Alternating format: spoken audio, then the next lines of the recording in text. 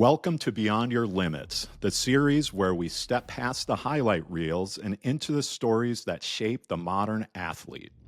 I'm Greg Hoffman, and in each episode, we explore the minds and moments of those redefining what it means to play the game and build a brand and a business that lasts beyond it.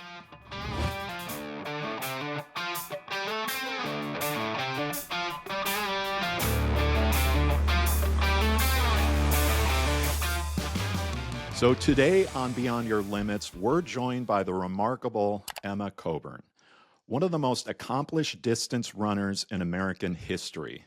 She is an Olympic medalist, a world champion, and a 10-time U.S. steeplechase title holder. For more than a decade, Emma has performed at the highest levels of the sport, delivering results with exceptional consistency, precision, and resilience. But Emma's influence goes beyond the track. She has built a personal brand shaped by authenticity, community, and a deep connection to her roots in Crested Butte.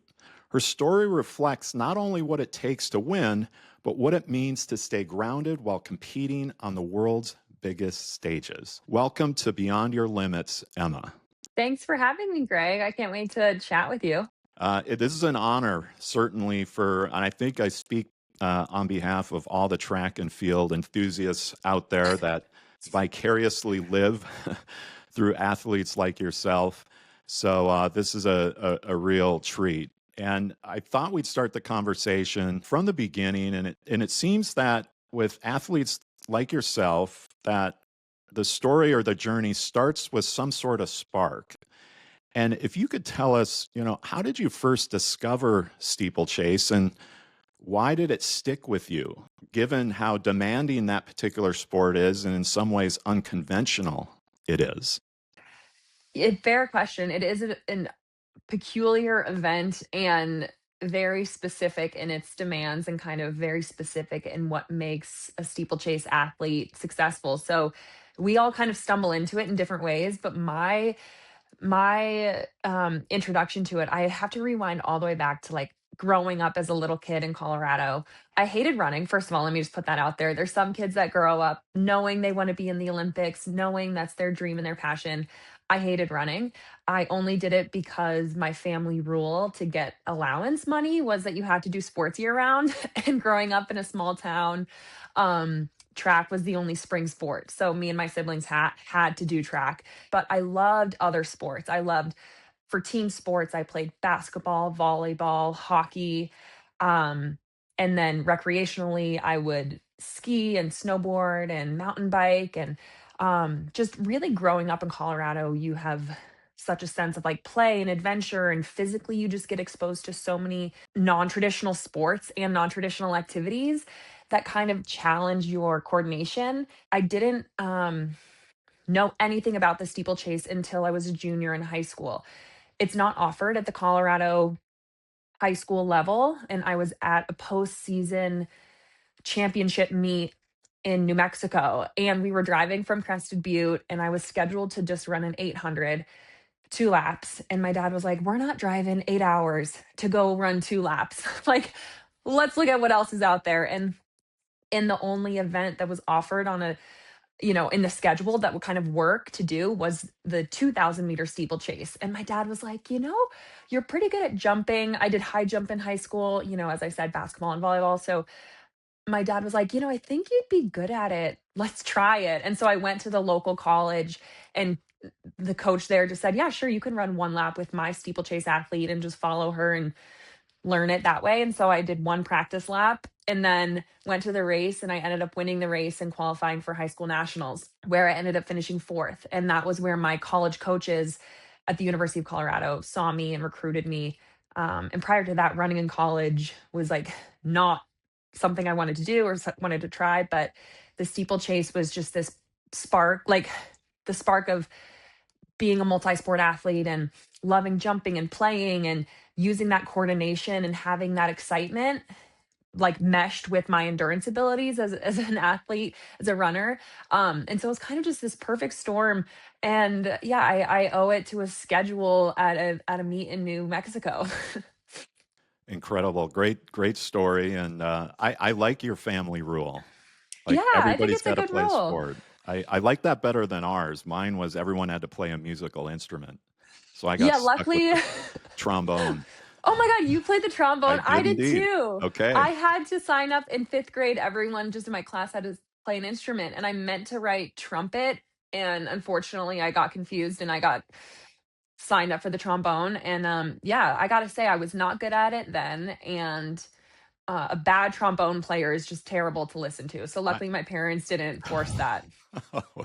Well, thankfully, you had a lot of other areas to focus on. So you mentioned, Crested Butte. If you can kinda take us back to those mountains in terms of your mindset that you use and have forged over the years in terms of race day, but also life, how did that sense of place, that environment at altitude kind of influence the way you approach, sports and life? Yeah, I mean, just from a practical standpoint, growing up at 9,000 feet just has a physical advantage, you know, that altitude training, even if you're not training and you're just a kid playing and growing up in it, it's certainly an advantage. Because then when I went to college at University of Colorado in Boulder at 5,500 feet, that felt like sea level to me. That felt easy. So I obviously had, you know, from a physical standpoint, advantages from growing up there, but just from a psychological standpoint, sport and being athletic and being outside and letting your body take you on adventure. That is just such the spirit of life in Crested Butte. It's, you know, growing up, it's 9,000 feet.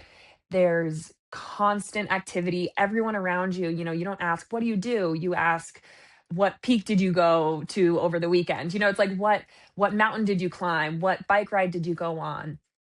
That's what people value is that adventure, or what river did you go raft? Like there's just such a different mindset, and so much of that I think has seeped into me in terms of just loving moving and loving pushing my body and finding its limits and really seeing joy in that. And I think by the time I was graduating high school, I was really starting to connect with that sense of joy and freedom and like peace that I find kind of running on the trails in Crested Butte. And I think a lot of endurance athletes and runners can relate to that feeling of knowing like kind of you have a bad day or you're going through something stressful and you go on a trail or a beautiful run and you just you realize one how small you are in this world and how your problems, even if they're seemingly massive to you, they're pretty small in the scale of everything. um and then it's also just hard to be stressed and in a bad mood when you're surrounded by beautiful things. So Oh, great. definitely growing up there really shaped, you know, who I am in a huge way. Yeah, great point. Just in terms of being in nature, being outside, just in general, reminds you that there's something bigger than yourself on that. Hmm. I spent a lot of time part-time in Bend, Oregon. Not quite at the elevation you're talking about, No, but similar vibe though, for sure. 3,500 feet above sea level. And I joke it's where people go to get younger because you can't help but be active, be motivated on Hmm. that. Now, you talked a little bit about, the beginnings, but where did it go from enjoying running or sport being maybe a daily habit for you, to something where there was some moment that said, you know what, I actually can compete at the next level, and this could potentially become essentially my life. That moment for me happened when I was in college, my 3rd year in college. So, but I stayed for 5, so I don't know if I call that my junior year or whatever, but my 3rd year, I was competing in a track meet in at Stanford, and I ended up winning the race and running the world standard, which in track, it changes a little bit year to year, but essentially that's a time that makes you eligible to compete at the world championships. And as an American, you have to have that time plus finish top 3 at our US championships. But so that meet, I ran the world standard and I was like, and I won this race and I beat some other pro athletes. And I was like, huh, this could, I could do this after college. You know, it was a little bit of that, uh, in high school when I did that steeplechase and I ended up getting recruited to run in college, I remember my high school coach at the time was like, "You can run anywhere you want in college now." And I was like, "Oh, college running, huh?" So that was a moment in high school that I thought of, what's that college level going to be? And then that race at Stanford when I ran the world standard was the first time that I thought, "Oh, whoa, I could be good not just for a college girl, but as a pro, that could be my next thing." And that was kind of a pivotal time, and luckily by then I really had already established like a true love of everything that comes with endurance running and training and the highs and the lows and the hard work. Like I had finally learned to love that side, which in high school I hadn't loved that side yet Mm-hmm. when I realized college was an opportunity. But so that moment in college was pivotal for me in terms of just opening my eyes to kind of what was next for me. Yeah, wow. There's a lot of lessons in there. I have to read this a couple times. 10 US titles in the same event. And it's just beyond rare. So back to like what it takes to be consistent and be motivated and committed day in and day out to have that longevity around a sport, you know? What's the, at least for you, what's kind of the ingredients or the secret that's allowed you to show up year after year after year? I think there's a few layers to it. One, I early on in my career, high school Emma, early college Emma, I was very unsure about the whole thing. I was unsure about if I was even capable of working this hard, if the fear of racing and the fear of performance was worth the potential good outcomes. Like it was hard. But luckily I had a combination of really good thoughtful coaches, and then my husband, we actually started dating in high school, but he was also a runner. He was a more all-American certificates in high school in college than me, sorry. But he really kind of helped my mental side of like turning off the voices of doubt and would kind of challenge me to really admit what was actually causing me this fear, or what was actually the worst case scenario, and kind of talking me off the ledge of being like, "Emma, it's not that big of a deal. Like, why are you freaking out? It's literally just a race. Like, you're going to be great." So I owe a lot externally to my husband Joe and my family. And it's always good because when you have a great support system, if I win or lose in a race, at the end of the day, I'm still Emma and they love me. It doesn't matter. So I owe a lot to those people, and then obviously my coaches. But to get more specific about me and my brain and kind of how I have that, how I've had this long career, I think a lot of that is I just create a life and a habit and a structure that doesn't allow for excuses, or it doesn't allow me to get out of stuff. Very practical, it's very easy. It doesn't take that much mental toughness, but it's just that I have really good boundaries and I have a very clear structure of what my day to day will look like. And so I know like every day at 9 AM, I am gonna run. So whether, I have a daughter, and so it's like her childcare is arranged always for that time. If I'm on vacation, the people I'm on vacation with, my friends and family, they know I'm gonna get my work done then. Same thing with going to bed. I'm gonna get in bed at 9 p.m. 350 nights a year, and It's some few impressive. exceptions. I know I got to do my run. I know I got to go cross train. I don't have to think about it. It's just going to happen. And then I can use my brain and my thoughts and my hemming and hawing about other random stuff. But for my actual discipline of my day and my job, I think that's really important. And it creates way less mental fatigue. And so that makes you able to handle 10, 15 years of it, because every day it's not a decision. I just go out and I do my job, and there's not much willpower behind it. Yeah, just great points there, and I love your thoughts. It's a lesson, I guess, for all of us, just even in business, is create a structure that doesn't allow for excuses. I just think that's certainly words to live by on. It does remind me, one of my favorite billboards during my career at Nike was simply, the statement was, "Yesterday you said tomorrow." Mhm.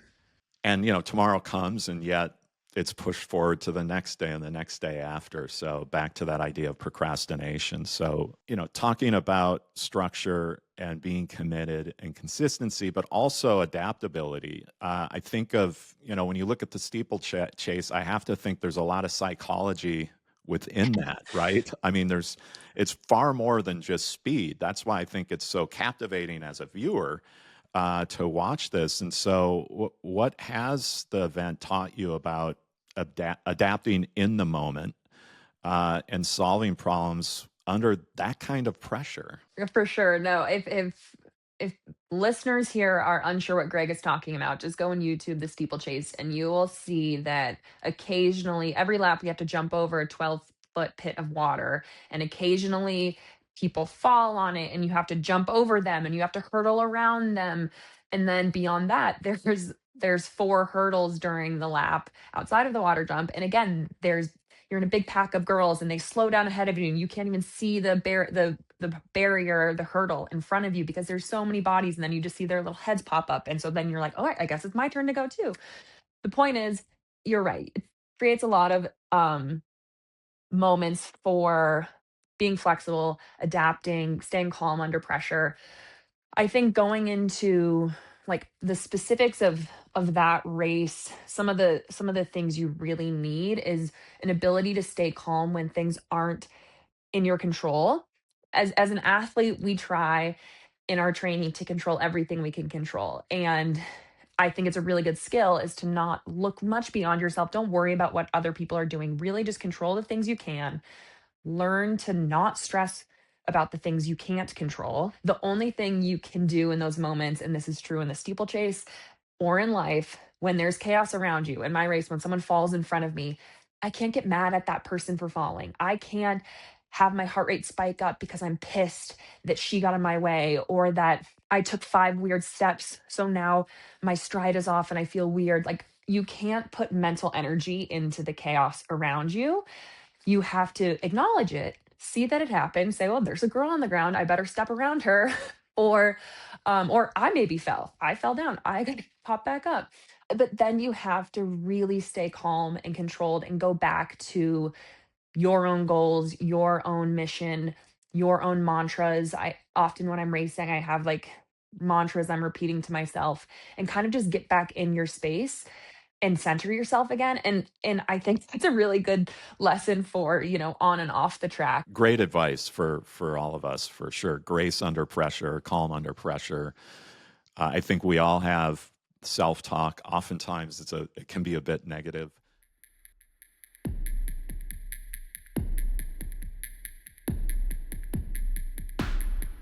Performing under pressure, is it both nature and nurture? Is it something that all of us, I assume, can get better at with practice? I think it's nurture. I mean, maybe some people are born with it, but I know I wasn't. In high school running, I would, when things got hard in a longer race, I was always okay for like an 800 or a mile because those are, short races. But if I had to do a 2 mile or a 5K, I would just, the mental demons would start to get to you because it's just a long time to be trying really hard and to say, I wasn't very tough mentally, and I would let it kind of overtake me, and then I would, drop out of a race or quit trying. And then nothing is worse, we all know, than like when you finish something, whether it's a race or something else, and you didn't give it your best, and then that just haunts you. And so I think it is learned, and for me the biggest difference, I think, was like just training. I think we can all feel way more confident and way more prepared for big moments when we have trained. Or, Joe likes to say confidence is earned. And so let's earn it. If we want to stand on that starting line and feel peace and confidence um, and not this like anxious pit in our stomach, that confidence is going to come via practice and via training, and both physically and mentally. I, in high school, I stood on the starting line of the state meet crying, being nervous and dreading it, and then I stood on the start line, of the Olympics 4 years later, And I was a junior in college at the time, but I was like so much more confident, so much happier, so much more sure of myself. And I was the youngest person there, but somehow stood on that line feeling really good and feeling like, you get a little bit of butterflies still, and that you should have that, but just feeling really calm and at peace. And that strictly is just coming from having confidence in my training and knowing that I was really prepared. Yeah, again, I think you should trademark confidence is earned. That's that's a whole brand right there. So, and certainly your story illustrates that. And you mentioned, of course, the Olympics, and you had this remarkable run. I mean, 2016, you win the Olympic bronze in the steeplechase. You follow that up in 2017 with the world championship title. How did those two races, change maybe the trajectory of not only your race career, but also your impact on the world around you and your brand identity, if you will? Yeah, I think that's a fair question, but it's funny because it feels, for me, those moments felt like they weren't these huge pivotal moments for me. Of course, there's something I'm incredibly proud of, and they're huge moments on my resume.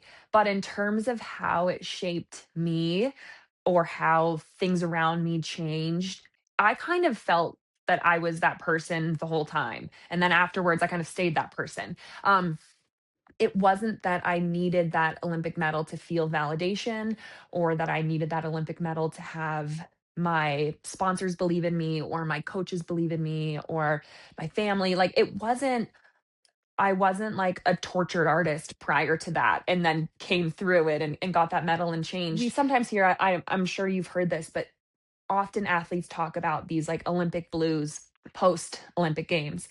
And I've never experienced that in my 3 Olympics, and I had very different experiences in all of them, in terms of my performance, but I never experienced that, and I think it's because I came in the whole time kind of knowing that no matter what happens, I was happy and that I was proud of myself. I didn't expect to change. I didn't expect, even if I won an Olympic medal, to feel different about myself. And those moments still bring me such pride, and I'm so proud of her for doing that. But it didn't really change how I felt about myself. And so I don't even think I'm aware of how it changed other people's perception of me, or how people viewed my brand, or how any of that happened, because I just felt I felt good about myself before and good about myself after, and thumbs up, let's keep going. We have big goals ahead.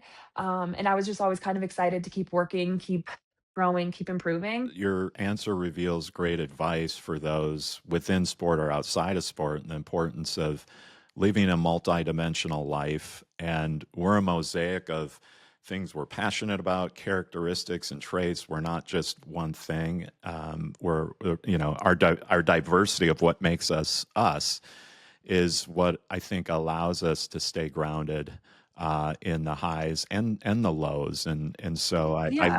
love your insight and perspective on that. And maybe I would ask this. I think maybe what those moments did do is they allowed you to reach new audiences. And I often talk about brand in that it's not only about how you want people to feel about your brand or not, but how you want them to feel about themselves and their ability to chase their aspirations and dreams. Like, and I have to Yeah. think you empower so many different people, and what do you hope they feel about themselves and their self-belief when they see you? You are very clearly, obviously, the marketing expert in the room here. So I really should just ask you more of these questions of what do you think people see when they connect with my social whatever. I think prior to that, like, I was kind of an early adopter on Instagram, but I came from like the Facebook era of high school, where like you post an album every weekend of 80 photos, and it's you and your friends doing stupid stuff. And so I think that naturally came on my Instagram of what, the buzzword of authenticity. Obviously, Instagram has changed and has become much more curated now, but I think my voice, um, prior to 2016, 2017 was just really me. And I saw it as Yeah. like fun and I'm connecting with my friends, and once more eyes were on me, I just kind of kept that going. And so I think there was just a genuine connection I had with my audience, because it wasn't this contrived, I won an Olympic medal, I need to make my brand. I'm often asked like, "Oh, who runs your social, blah blah blah." I'm like, "No, it's just me. It's just like whatever I feel like Yeah. whatever I feel like posting, or oh, you saw this funny trend going on, let's do it." And so I just think in terms of how maybe my audience sees me, I think it's really just genuine from who I was back then and who I am now. I just feel really comfortable sharing different facets of my life. But in to answer the other part of your question of like what I hope people connect with, or if they feel inspired or whatever, I think it's I think running is such a beautiful sport because we all can do it. Like there's certain professional sports that are so specific. Like, I might be a big fan of Josh Allen, but the stuff that maybe he's experiencing in his life and in his sport are really different from what I'm experiencing. But a lot of us can go put on a pair of running shoes and get out the door and understand what it feels like to be on a run, what it feels like to have goals in this sport, what it feels like to get injured in this sport. And so I just do think, and I hope to continue this, but I think there is just a true connection of like, oh, I'm just like Emma, she's just like me. We experience a lot of the same things. It may be different scales, maybe different experiences, but like there is this similarity and kinship that I do feel with a lot of my audience, and that I hope they feel that back with me. Yeah, well, they certainly do, and you're so right, and I think that's part of it, revealing just a bit about what's beyond the surface, and allows people to, connect on a deeper emotional level, but also draw more inspiration into their own lives and overcome their obstacles and achieve their aspirations and dreams. And certainly over the years for us in terms of marketing athletes, it was so much about closing the distance between the athlete as hero and the everyday person that's revering that. But if that's all we were doing, then we're missing maybe the bigger point, which is just athletes as empowering teachers, curators, trusted partners, etc. No, I think you need to have a balance of, this is someone you look up to and you don't want them to be normal. You want them to Yeah. kind of be this hero to you, but then you also need to see sides of them that you can connect with. And I know, even just being a fan of other athletes or other, influencers in the world, I feel that like I want to see them doing stuff I could never dream of doing. But then I also want to see sides of them that I feel like, oh, I do that too. Or, we've gone through similar things. Well said. You should be head of marketing then at one of these brands. And so even if it's not intentionally laid out in a keynote, clearly there's values and filters that you use when organizations, brands, partners come and maybe present an opportunity. I have to think there's at least in your subconscious, maybe consciously, you're thinking through, does this align with my brand? And could you just talk a little bit about that, and either strategically or creatively, what you say yes to and what you say no to? Yeah, no, that's a great question, and I would actually love to hear other athletes and influencers answer this as well. Because I'm just curious everyone's takes on it. But yeah, it is definitely a very conscious decision when I partner with someone. I've been a New Balance athlete since I graduated college, since 2013, and that partnership has really gone wonderfully well. And like I feel really lucky that I connected with a brand that shared a lot of my values and supported me so well. That conversation was actually just that was a pretty straightforward, easy decision to partner with them. But then I think where more of the more frequent decision making, I should say, is when it's like, the social media ads, or a short-term sponsorship with a 1 or 2 year deal. And that's really just when you have to decide, like, is this is this brand and what they represent and what they're selling something that genuinely I would want to use and I genuinely see value in, that I would want to see my friends using, that I would tell someone, if I'm at the park and my daughter's playing and I meet someone, would I tell that person about this product? Like, am I really excited about it? But then too, it's also, you don't want to become just a billboard and have your social media just become ad, because then there's no Emma there. There's no, like, I might be presenting the ad, but at a certain point it's not my life anymore, and it's just stuff I'm selling. So I think that there's just a balance of saying, like, oh, okay, well, I've said yes to this and this and this, and I do really like this product, but I'm feeling a little crowded right now with content that I'm pushing out. And maybe we'll go back to that next year, or maybe we'll approach them again later, because I don't want to just be selling stuff. Obviously that I make money doing that, and it's Sure. important to do that, but you want to hit a balance of, like, not not overdoing it, because I want to be real and I still want to be myself and not have my audience go to my social media and just be like, "Oh my god, I roll another ad."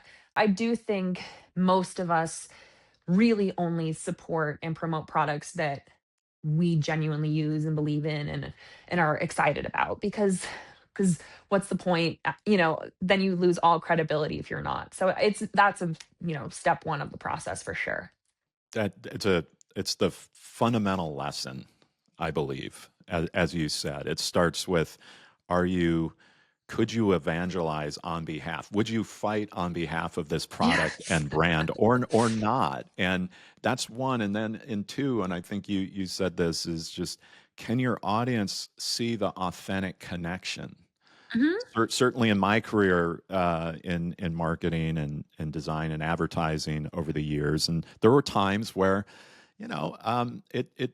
it could feel like a relationship was somewhat contrived, and the audience could not maybe see the natural connected passion. And then other times it's just completely self-evident on Mhm. that. So I think your thoughts on this are really, really important for athletes. And these days, right, we have a lot of creators that are athletes, maybe not competing, but certainly using that platform and that lifestyle to create brands as well. And I think the lesson is relevant there as well. Last couple questions here, and obviously your success is because you're able to stay in the moment.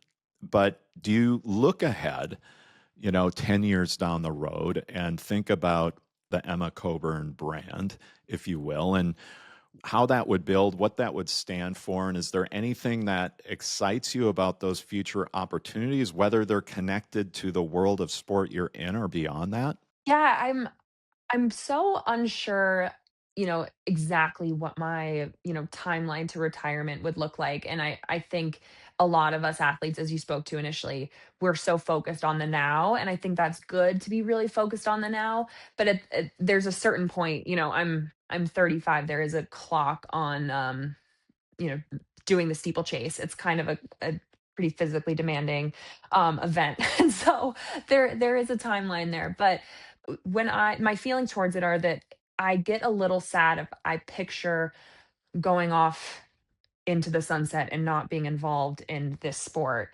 or not being involved with my audience, or not being involved with the people who have supported me and followed me.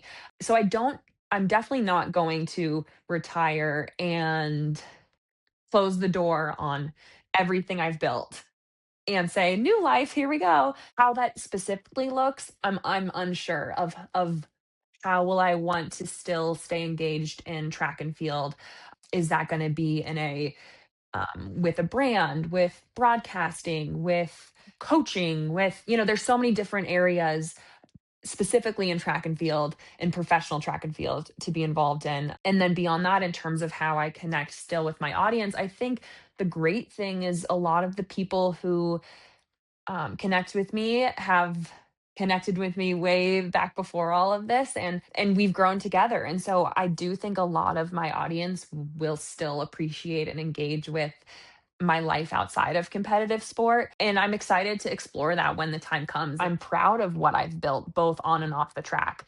And I want to continue to nurture that and grow that. Other than the actual resume of my track career, the relationships that you build and how I've spent the last, you know, 13 years as a professional athlete, I'm that whole package I feel really proud of, and I want to be able to, when the competitive side is over, still carry a lot of that stuff that I've built onto that next chapter. Yeah, well, selfishly for all of us, listeners and those of us that draw inspiration from what you're doing, the way you're able to kind of deconstruct what a championship mindset looks like and feels like and what that takes, and also the different principles that it takes to compete, not just on the track, of course. And so looking out in the future, I hope that's part of it as well, because you have this gift of being able to distill down these experiences into, I believe, actionable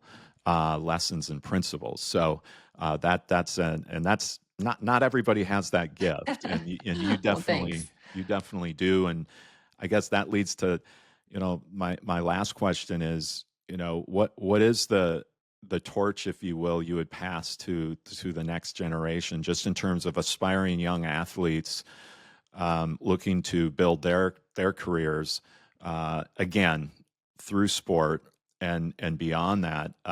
Is there something specific that you would say, just no matter what, this is a non-negotiable in terms of Yeah.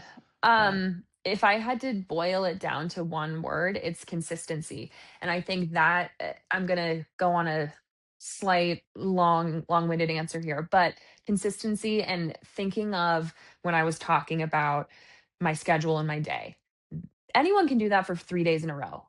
Can you do that for 13 years in a row?